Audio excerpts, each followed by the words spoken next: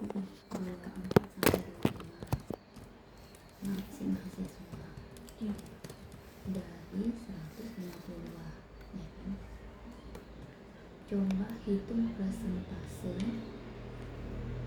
berapa kira-kira kalau 24 sampai 25 itu berarti berapa persen yang hadir? Apakah 20%? Apa kurang 20%?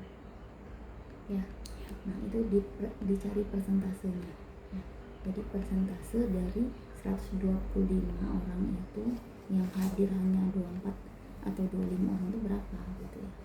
Nah, itu nanti dicantumkan di latar belakang.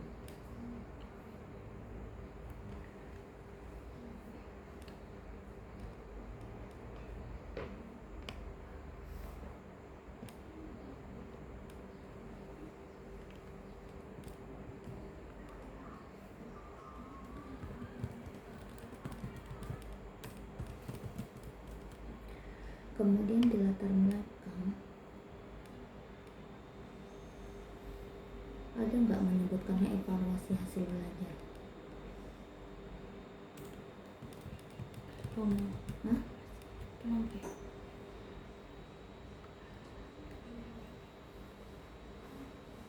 Di ini tadi Pak, di evaluasi hasil belajar peserta belum dilakukan ini dicatat program ini. Terus di bab 3 belum menjelaskan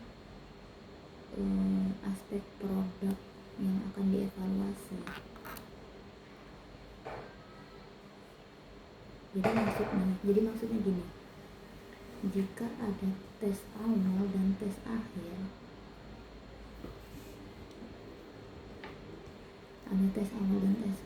maka produk jangan ditulis seolah-olah mengukur peningkatan kemampuan bahasa Arab secara objektif. Jadi lebih amannya itu istilahnya manfaat yang dirasakan, motivasinya, keberanian menggunakan bahasa Arab, keaktifannya, dan persepsi ketercapaian program tersebut. Ya.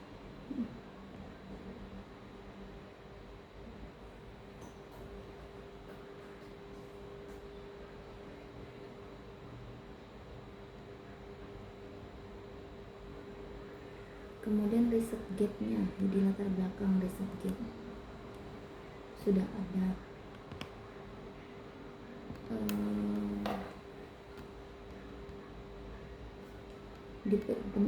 sudah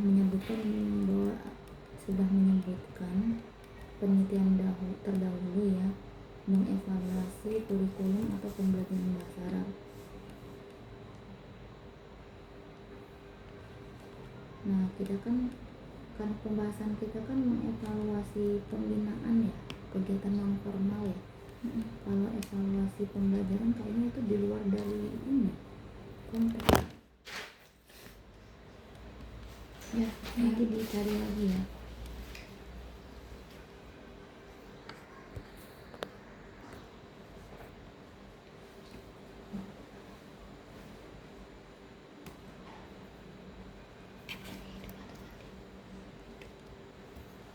Coba rumusan masalah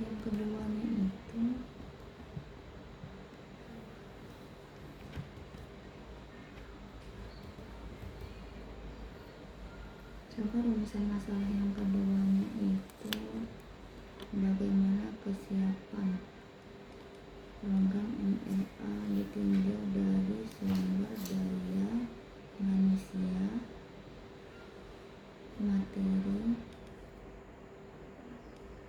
pendanaan ada ya, pendanaan, materi ada, metode Suka metode.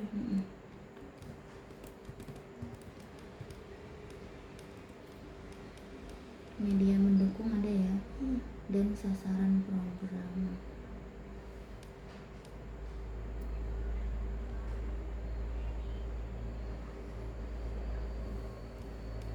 Kemudian yang nomor 4, bagaimana hasil itu? Ini aja. Bagaimana hasil atau capaian program MLA terhadap motivasi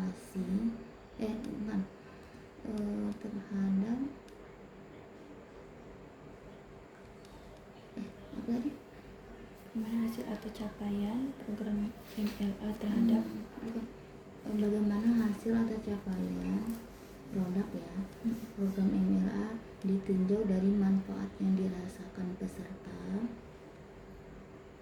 motivasi belajar,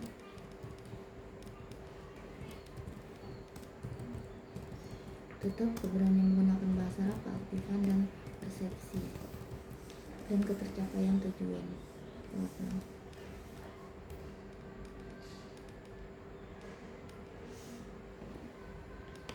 Berarti nanti tujuannya disesuaikan, ya dilengkapin lagi sesuai dengan rumusan masalah.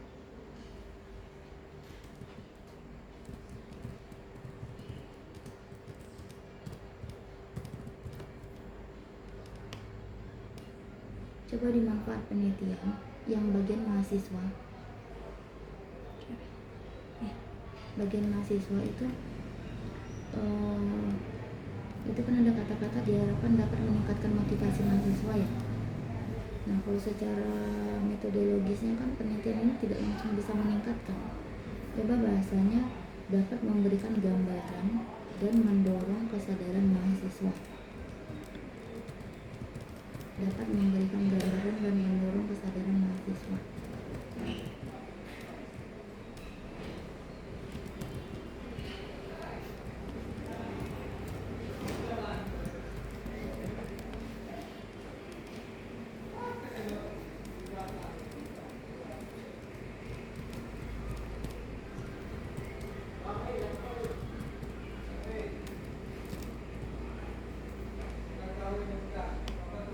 Kemudian dievaluasi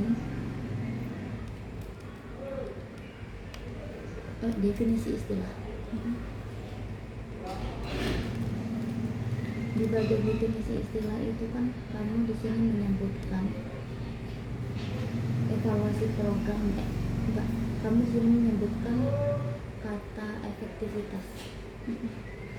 Kita kan tidak mengukur efektivitas ya. Jadi ganti bahasanya dengan kualitas pelaksanaan dan ketercapaian program.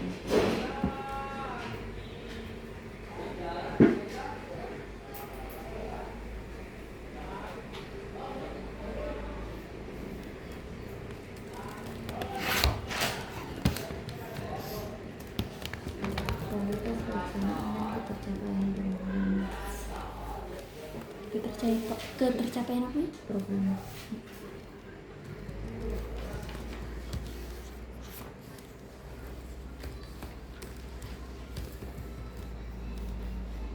Kemudian ada juga di bagian definisi istilah itu program non formal ya.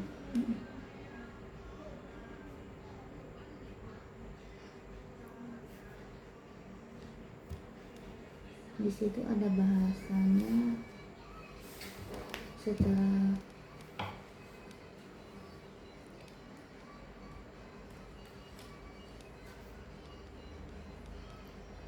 yang diselenggarakan secara terstruktur bla bla bla bla. Coba ganti bahasanya, program non formal merupakan program pendidikan yang diselenggarakan di luar jalur pendidikan formal dan dapat dilaksanakan secara terstruktur serta berjenjang sesuai kebutuhan peserta. Ya, jadi diganti program non formal merupakan program pendidikan yang diselenggarakan di luar jalur pendidikan formal dan dapat dilaksanakan secara terstruktur serta berjenjang sesuai dengan kebutuhan.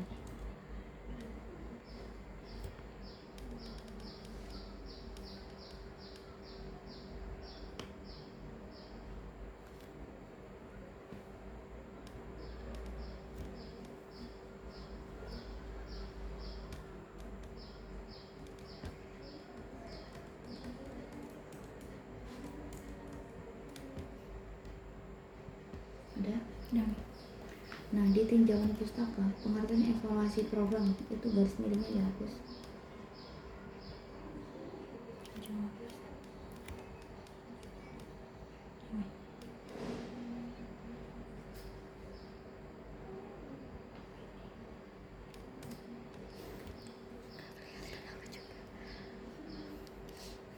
Baik.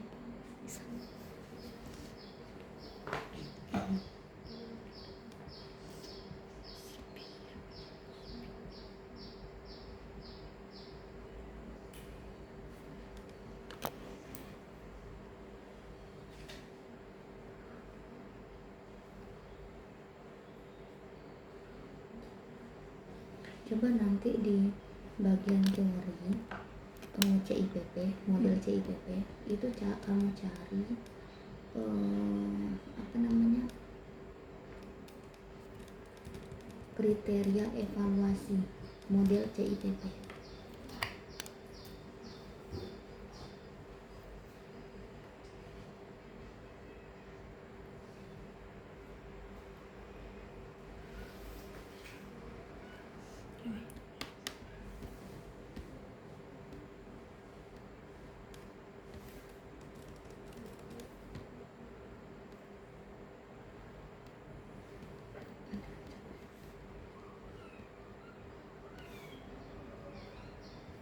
Untuk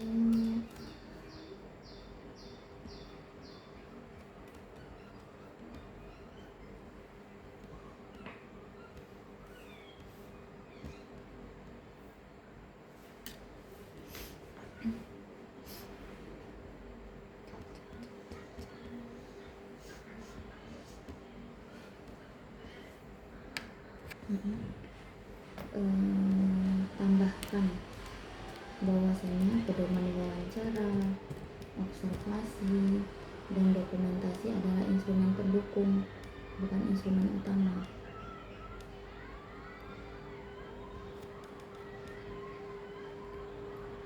Kemudian ada kalimat mengamati seluruh rangkaian pelaksanaan.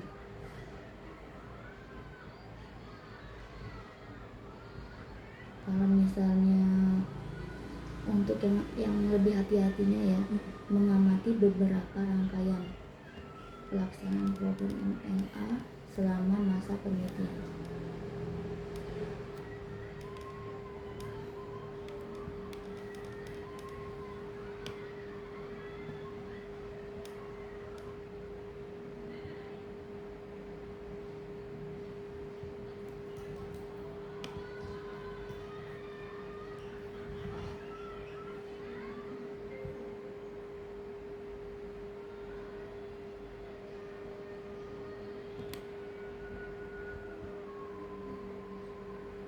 Terus di lokasi penelitian, di situ ada kata pemilihan lokasi ini mempertimbangkan kemudahan peneliti, itu dihapus saja.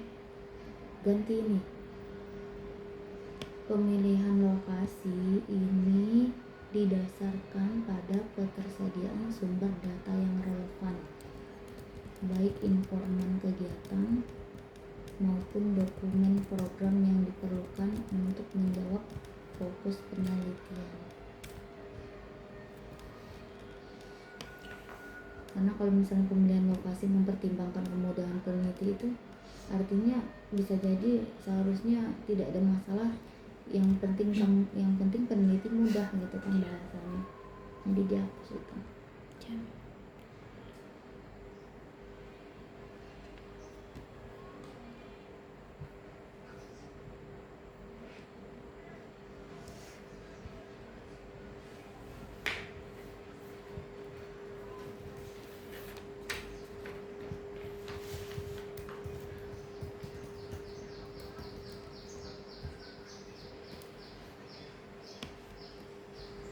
Dan teknik sampling, ada dosen pembina nggak? Enggak Umi, MLA tuh nggak tahu ada dosen. Katanya nggak masukin ada. aja dulu. Paling ke prodi sih. Katanya Ya udah, jadi itu aja dosen pembinanya. ya.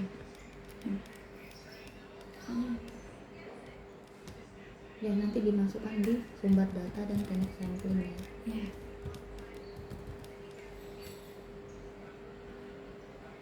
Kemudian di tabel 3.1, kok sejak kapan?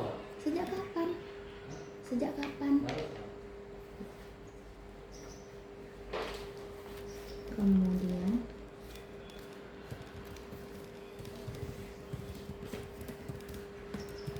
apa tadi? Di tabel 3.1. Tabel 3.1 itu bagian daftar hadir peserta MLA. Terhadir.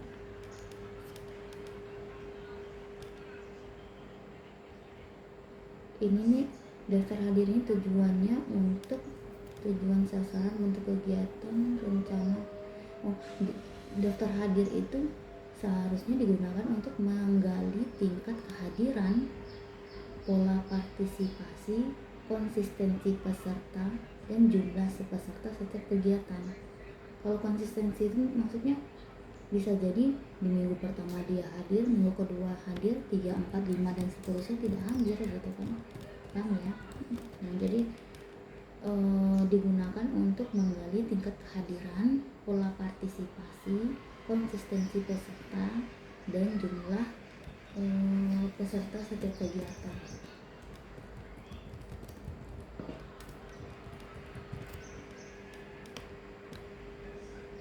Kemudian 3.4.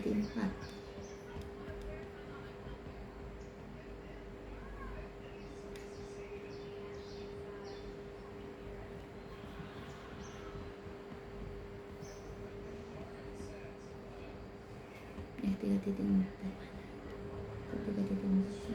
3.1.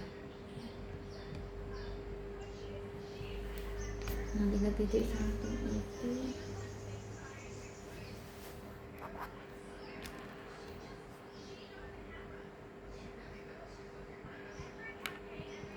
yang nomor 9 itu yang pertamanya kan apa kosong? Yang itu Miss. Oh iya, Bagian belum dibuat surat sekunder informasi. itu. Nanti isi ya.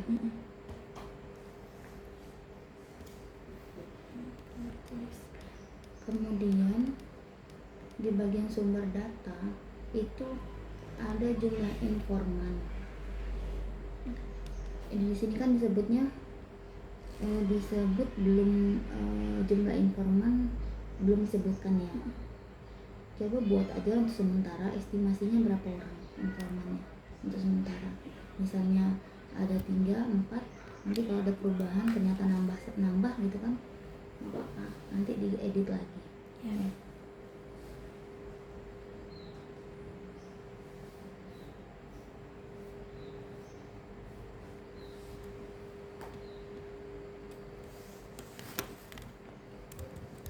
Nah, kemudian prosedur pengumpulan data. Coba tambahkan narasi, wawancara direkam dengan izin informan, hasil wawancara dan transkrip, catatan observasi dibuat dengan catatan observasi, kemudian dokumentasi, data dokumentasi diklasifikasikan berdasarkan CIPV. Waktu pengumpulan data disesuaikan dengan jadwal MLA selama periode penelitian.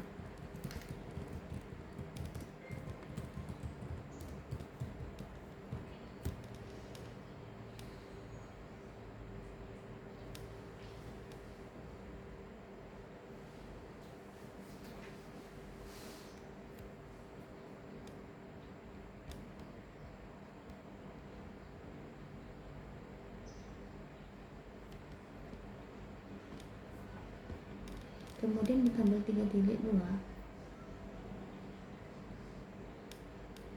coba tambahkan kriteria evaluasi dan bukti. Jadi ada 2 kolom lagi yang belum ya, kriteria evaluasi dan bukti.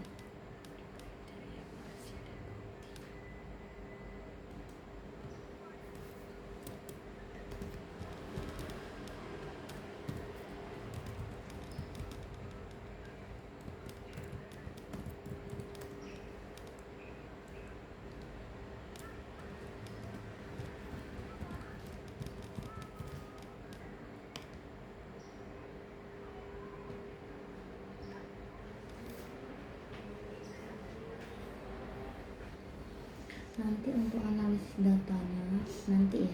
Mm-mm. Kalau sudah dapat data di lapangan. Angelina.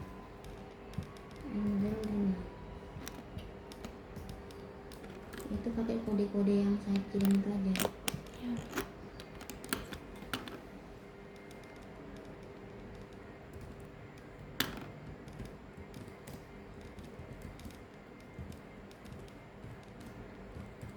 Kemudian untuk pengecekan keabsahan data,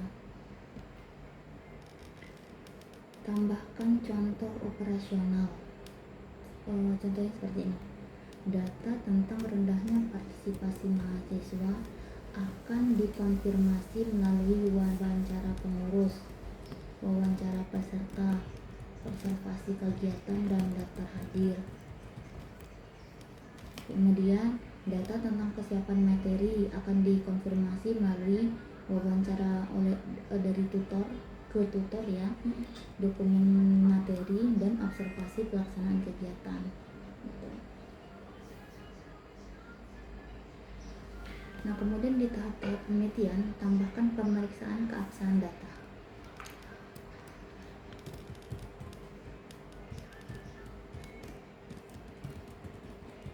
Ya, itu aja. Paling setelah ini saya cek lagi baru kita tanyakan. Ya. Ya. Ya.